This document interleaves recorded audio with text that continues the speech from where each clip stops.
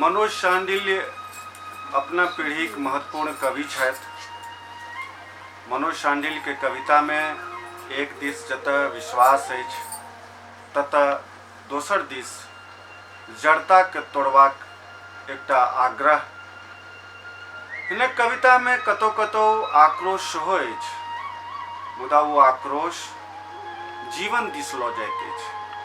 वो निराशा के आक्रोश नहीं अछि, ओहिमे प्राण तत्व अछि। एकटा बेहतर दुनिया, एकटा नव दुनिया बनेबाक एकटा जिद्द अछि जे हिनक आक्रोश में द्योतित होइत अछि।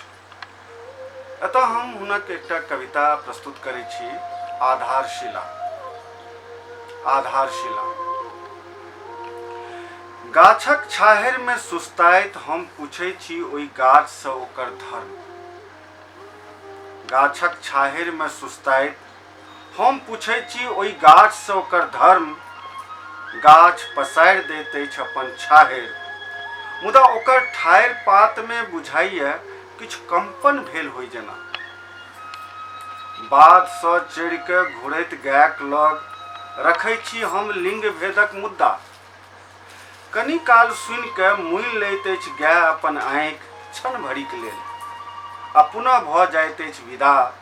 चलबाक वेग मुदा किछु कम गेल छैक आब। धिया पुता के लेल किछु ओरियान करबाक निमित्त गाछ पर से उतरैत अछि एकटा चिड़ै। हम पूछै छी ओकरा से ओकर जाति। ओकरा भरिसक अपन रक्षाहीन संतति सभक चिंता होइत छै। ओ फुर्द उड़ि जाइत अछि अपन खोता दिस, एक बेर पाछाँ घुरि के हमरा देखैत। हम बिहसैत देख रहल छी, हम बिहसैत देख रहल छी। प्रकृतिक एहि निर्विकार संतति सब में पैसि गेल छैक एकटा अभूतपूर्व डर।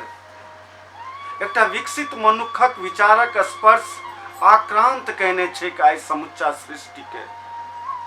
वाह वाह, हमर विष काज कऽ रहल अछि। वाह, हमर विष काज कऽ रहल अछि। हम विश्वस्त छी आब। जंगल में सेहो राखल जा चुकल छै अभिनव संसदक एकटा मजबूत आधारशिला। अभिनव संसदक एकटा मजबूत आधारशिला।